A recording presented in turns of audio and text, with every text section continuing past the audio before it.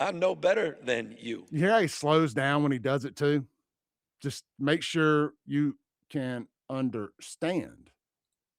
You know, I'm a 960 SAT guy. And, and I'm not trying to offend anyone, trying to act all there if you got 940. But literally a 960 SAT guy. I cannot, you've never seen me read a speech because I cannot read a speech. Maybe the wrong business to be in. So he can't read. That's what he's telling us. He's just like you black people. He can't read. He's a 960. Now, I know there's a lot of stupid people out there that heard he was a 960 and think, oh, dang, he's got really good credit. He ain't like me. He ain't like me. I'm going to be lying if I said that's not what I thought he was saying first. No, like, no, Clay, the highest credit score possible is an 850. It don't go no higher than that. 850. No. Is it? No, it's 901. 900 is the highest you go. It goes to 900. I've only seen one. In my 15 years in the car business, I've only seen one. Anyway, but I was like, is he talking about credit? He ain't like them. He's talking about credit. Anyway, so but so he says he can't read.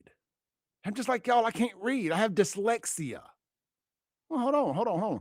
Because if you go back a little bit here, when he was talking to white people on his podcast, because that's right, after the Manosphere podcast whooped Kamala's butt during the 2024 election cycle with with Donald Trump going on Joe Rogan and all these red pill podcasts, the Democrats were like, well, we need a Joe Rogan. We need a Joe Rogan. Well, y'all used to have a Joe Rogan. What was his name? What was that guy's name that was like Joe Rogan that was a Democrat that had a podcast? It was Joe Rogan. You had Joe Rogan. So they said, who's the manliest Democrat of them all? Gavin Newsom, the alpha male of the species.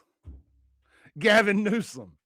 So they got Gavin to start a podcast, and we can do a whole rant about that at some point. But anyway, look, this is when he's code switching, is what they call it in the hood. It's what the culture calls it, code switching. So Gavin's code switching. I've been known to do a little code switching too, but mine's more like from this to redneck hick when I'm having to talk to redneck kicks. And I love redneck kicks. Don't take it the wrong way, but I got to slow it down a little bit with some of them. Anyway, let's hear him talk about his reading proficiency, not illiteracy. You've written a hell of a book, and I don't say that lightly. I went through it in a quick hour and a half, almost 2 hours. And trust me, I don't read very fast, but it reads at an unbelievable pace. It's so well written.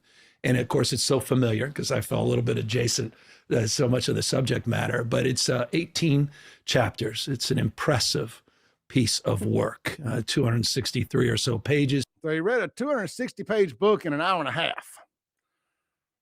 Now, I mean, did I just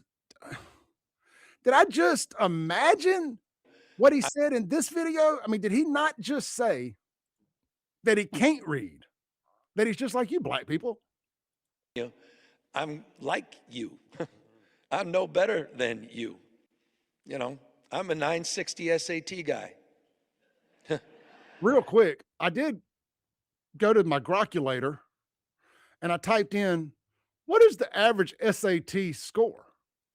It's like 1,026 or 1,056 or something as of the most recent batch of SATs. And, and I'm not trying to offend anyone, trying to act all there if you got 940. But literally a 960 SAT guy. I cannot, you've never seen me read a speech because I cannot read a speech. Maybe the wrong business to be in. I'm just like y'all. Now, you know what does make him, now I got to be 100% serious here. He's such a lizard person, by the way, but he's really good at what he does, except in this right here, in this scene right here. What makes him good is he can ad lib. He doesn't have to read a speech. So it makes him feel more authentic, even though he's just making it up as he goes. Never forget that debate he did with Ron DeSantis for absolutely no reason. It was like the presidential losers debate that him and DeSantis did. Was it on Hannity?